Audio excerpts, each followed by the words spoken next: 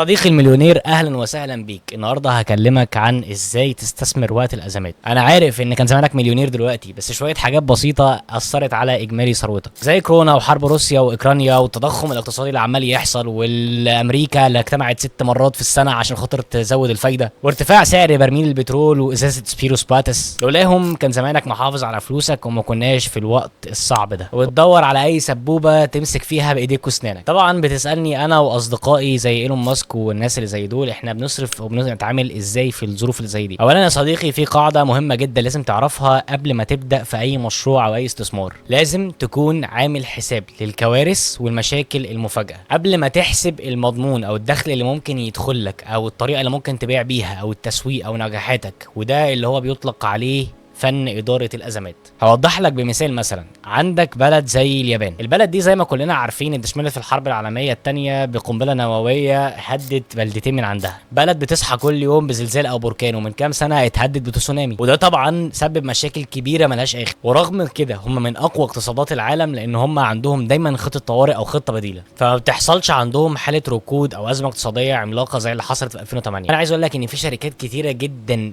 بتتهد وبيحصل لها بلاوي بسبب الازمات الاقتصاديه او الظروف المفاجئه او الطرح. طيب واحد دلوقتي يقول لي يا عم مارو، اللي حصل ويا ريتني كنت عرفتك من زمان، اعمل ايه دلوقتي؟ طيب تعالى نلعب لعبه صغيره. نقول ان انت في جيبك دلوقتي مليون جنيه، عايز تحافظ على قيمتهم بطريقه او باخرى. طيب واحد يقول لي لا يا عم كتير مليون جنيه. خلاص تعالى يا صديقي ننزلها الرقم اصغر شويه وهو 100,000. ايه كتير برضو؟ لا يا عم اقفل الفيديو احسن وما تتعبنيش معاك. اولا كده قبل ما اشرح لك خليني اقول لك قاعده شعبيه معروفه جدا اسمها مصائب القوم عند قوم فوائدهم. في اي ازمه بتحصل زي ما بيكون في متضررين بيكون في ناس مستفاده، وزي ما في اعمال بتتعطل في اعمال تانية بتكبر وبتنجح. على سبيل المثال مثلا في الوقت اللي كان فيه كورونا في شركات كتيره جدا خسرت وقفلت ومشاريعها اتدمرت، وقدامها في ناس كتيره جدا بدات تكسب فلوس من الاي كوميرس والديجيتال برودكت والحاجات اللي زي كده. فعندك مثلا ابلكيشن زي تيك توك زاد مئات الملايين في السنه دي بس. نتفليكس مثلا وصلت ل 203 مليون مشترك في سنه 2020. وفي وقت كورونا كانت الناس ما بتخرجش، فشركات الدليفري كانت شغاله اكتر لان انت ما بتروحش مشاويرك وهم اللي بيجوا لك لحد شركه مثلا زي امازون زادت قيمتها في السنه دي 69%. فيسبوك ارباحها زادت صافي بس 58% في السنه دي. وشركه زي ابل حققت 14 مليار دولار. زوم اللي كلنا كنا شغالين عليه في الوقت ده زادت قيمته السوقيه 4 مرات. طبعا انا مش هقول لك بقى على شركات الطبيه والكمامات والكحول، انت اكيد فاهم هم كسبوا قد ايه. اللهم بارك، يعني مش بحسدهم، هم لحد دلوقتي ممكن يكونوا عايشين بالفلوس دي. فزي ما قلت لك ان الازمه ممكن تفتح لك شغل اكتر من الايام العاديه اصلا، بس الفكره ازاي هتواجه الازمه دي وازاي هتعدي منها. عملا بمقوله الخبير الاقتصادي الكبير والنمبر 1 محمد رمضان لما قال اذا اردت النجاح تاجر في السلاح. لا لا لا بجد، تعالى اقول لك ايه هي مصادر الاستثمار الفعاله. طبعا انت فاكر ان انا اول حاجه اقولها لك هي الذهب والدولار. لا، في حاجه اهم من الذهب والدولار هقول لك عليها، مهم ان انت تحطها في المركز الاول، وهي ان انت تستثمر في نفسك. حاليا يا صديقي احنا مش في عصر الوظيفه، فمهم جدا ان انت يكون عندك مهاره تقدر تبيعها للسوق يكون محتاجها، لان انت تكون في وظيفه الموضوع ما بقاش مستقر زي زمان. فمهم جدا جدا ان انت تتعلم مهارات جديده تقدر تفيدك في شغلك وتقدر ان انت تبيعها او تبدا تفتح لك مصادر رزق ثانيه. فاللي انا عايز اقوله لك ان انت مهم جدا ان انت توفر من مرتبك مصدر يكون للتعليم او الاستثمار في نفسك برقم الاول والرقم الاوحد ان انت تستثمر في نفسك وتتعلم مهارات جديده سواء كان في مجالك او في مجالات تانية. ولو اني نصيحتي اللي دايما هقولها لك وهي ان انت تركز على ان انت تحسن من نفسك جوه مجال واحد، تبدا تركز هات اخر اللعبه وشوف ممكن توصل لايه، لان ده بنسبة كبيرة ممكن ينوع مصادر دخلك ويفتح لك فرص شغل تانية، لان انت ممكن تكون من 1% نتيجة ان انت عمال تتعلم وتستثمر في وقتك وتستثمر في تعليمك، بحيث ان لو في شغل راح من ايديك يجي غيره. نيجي بقى للمرحلة التانية. لو انا عايز استثمر فعلا في حاجة، ايه هي مصادر الاستثمار اللي ممكن تكون مناسبة بالنسبة لك؟ وبالنسبة لي انا كمروان مهم جدا انت تستثمر فلوسك في مشاريع المخاطر فيها قليلة وفي نفس الوقت تفضل محافظة على قيمتها. اشهر الحاجات او من اهم الخطوات اللي انت تستثمر فيها هي الاستثمار في الاسهم او البورصة. والموضوع مش ببساطه وان انت تدخل على الابلكيشن وتشتري الموضوع، والموضوع كده سهل وبسيط وبيكسب فلوس على طول. المهم ان انت تكون عارف اساسيات البيزنس وبتعرف تقرا تقارير ماليه وبتعرف تتنبأ باللي ممكن الشركه دي توصل له وتعرف تقرا الاخبار وتعرف تختار او تهنت السهم المناسب. وهرجع واقول لك انت مش مهم ان انت تستثمر برقم كبير في الاسهم او البورصه، نتيجه لان انت لسه في الاول ومحتاج انت تفهم ازاي تقرا التقارير الماليه وتفهمها لوحدك. فاول خطوه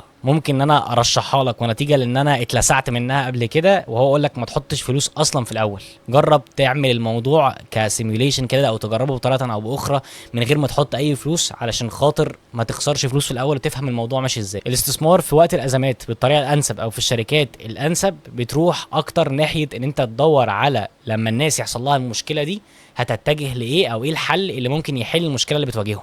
يعني مثلا في كورونا اسهم الشركات زي جوجل والتيك توك او اللايف ستريمز كلها بدات ان هي تطلع في الوقت ده، فكانت المشكله ان كان في وقت فراغ كبير والحل كان موجود في المنصات دي، فاللي عرف يستثمر في الوقت ده فعلا كسب فلوس كويسه. تاني خطوه طبعا ودي اللي كلنا عارفينها، هي ان انت تحط جزء من مدخراتك في ذهب او فضه علشان تحافظ على قيمه فلوس. ممكن اضيف لك في الحته دي ان انت تحاول تشتري سبائك او جنيهات ذهب، لان ده في وقت البيع هيخليك ما تفقدش من قيمتها. طيب لو مش معاك فلوس ان انت تحط في ذهب، طبعا حط في الفضه وما تقلقش هتفضل حافظه على قيمتها. طيب تعالى بقى اقول لك على شويه منتجات تانية برضو بتحافظ على قيمتها وممكن تستثمر فيها في وقت الازمات. مهم جدا انت ما تستثمرش فلوسك في اجهزه كهربائيه او في حاجات ممكن تفقد قيمتها او بتتجدد كل شويه. فمن الحاجات اللي انت ممكن تستثمر فيها في وقت الازمات هي دايما الاصول الثابته او الحاجات اللي ما بتفقدش قيمتها بسبب الاهلاك، زي مثلا الاستثمار في الاراضي الزراعيه والعقارات. طيب انا وانت على الله، وممكن يكون مش معانا الفلوس الكفايه اللي تخلينا نستثمر في الحاجات اللي زي دي. نعمل ايه؟ لو مش معاك فلوس تستثمر او توظف فلوسك في ان هي تجيب لك فلوس، فحاول على قد ما تقدر ان انت ما تستهلكش. يعني حاول على قد ما تقدر تخف من المصاريف اللي ملهاش اي لازمه او المصاريف اللي فيها الاهلاك زي ما قلت لك عالي. طيب عايز تبدا تروح تفتح مشروع في وقت الازمات، فبتدور على الترند او بتدور على المشكله اللي بتواجه الناس. من المشكله ممكن تلاقي فجوه، الفجوه دي ممكن تهيئ ليك ان هي حل.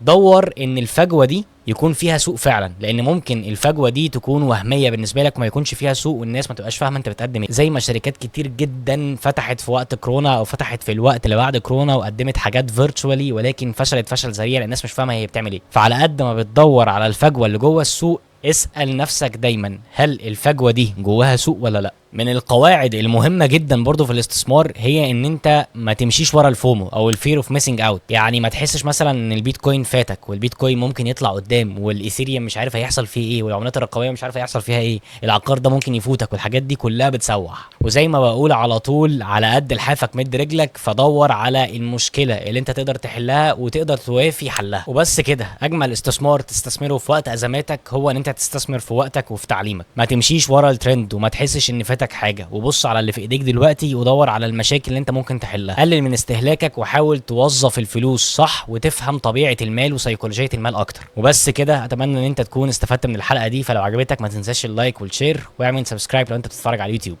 سلام.